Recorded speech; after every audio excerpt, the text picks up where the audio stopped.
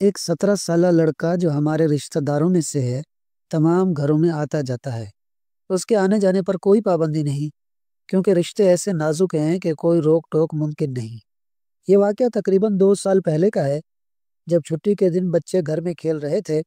ان کے کزنز بھی موجود تھے اور ہلہ گلا جاری تھا۔ میں گھر کے کاموں میں مصروف تھی، مگر میری ایک حس ہمیشہ بیدار رہتی ہے، بچوں پر نظر رکھنے کی حس۔ وہ کیا کر رہے ہیں، ان کی باتیں کیسی چل رہی ہیں، یہ سب میں دھیان سے سنتی اور دیکھتی ہوں۔ جب بھی یہ لڑکا گھر آتا، مجھے ایک عجیب سی بے چینی محسوس ہوتی۔ میری کوشش ہوتی کہ سلام دعا کے بعد اسے جلدی رخصت کر دوں، مگر کچھ لوگ اتنے ڈھیٹ ہوتے ہیں کہ اشارے سمجھنے کے بجائے وہیں جم کر بیٹھ جاتے ہیں۔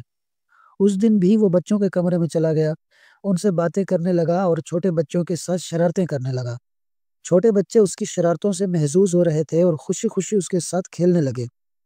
میں نے فوراً کمرے میں جا کر اسے تنبیہ کی کہ بچوں کے ساتھ صرف باتیں کرو، مگر انہیں ہاتھ مت لگاؤ، انہیں مت اٹھاؤ۔ پھر میں دوبارہ اپنے کاموں میں مصروف ہو گئی، مگر میرے کان بدستور بچوں کی آواز پر لگے رہے۔ اچانک مجھے محسوس ہوا کہ بچوں کی آوازیں مدھم ہو گئی ہیں۔ شاید وہ لڑکا چلا گیا ہے، لیکن میں نے گیٹ پر اس کا نکلنا نہیں دیکھا۔ اف خدایا، میرے پیروں تلے زمین نکل گئی۔ میں فوراً کمرے کی طرف دوڑی، وہ وہاں نہیں تھا۔ 3 سال کی گول مٹول پیاری سی بچی، میرے شوہر کی بھتیجی بھی وہاں نہیں تھی۔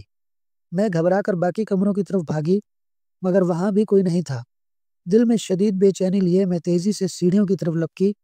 وہ ابھی سیڑھیاں چڑھ ہی رہا تھا اور بچی کو انتہائی بے ہودہ انداز میں اپنے ساتھ چپکایا ہوا تھا۔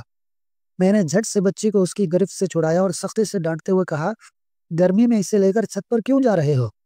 جاؤ اپنے گھر جاؤ اور اپنے ہم عمر بچوں کے ساتھ کھیلو۔ تمہیں کیا ضرورت ہے اتنے چھوٹے بچوں کے ساتھ کھیلنے کی؟ میں نے فوراً بچی کی والدہ کو فون کیا اور اپنے شوہر کو بھی تمام صورتحال سے آگاہ کیا۔ پھر سب گھر والوں کو متنبہ کیا کہ اپنے بچوں کی حفاظت کے لیے ہوشیار رہیں۔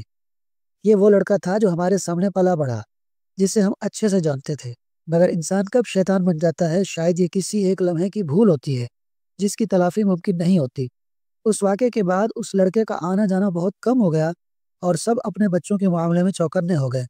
لیکن اس کے باوجود اس کے متعلق کچھ مزید تشویشناک واقعات بھی سامنے آئے، جو ہمارے خدشات کو مزید مضبوط کرتے رہے۔ اللہ کا شکر ہے کہ بروقت احتیاط اپنائی گئی اور بچے محفوظ رہے۔ یہ واقعہ لکھنے کا مقصد یہی ہے کہ اپنے قریب و دور کے ہر رشتے پر بچوں کے معاملے میں اندھا اعتماد نہ رکھیں۔ اگر آپ ماں ہیں تو اپنی آنکھیں ہردم کھلی رکھیں، اور اگر آپ باپ ہیں تو اپنی ذمہ داری کو محسوس کریں۔ بچوں کی حفاظت ہماری اولین ترجیح ہونی چاہیے، کیونکہ ایک لمحے کی غفلت کسی بھی ناقابل تلافی نقصان کا سبب بن سکتی ہے۔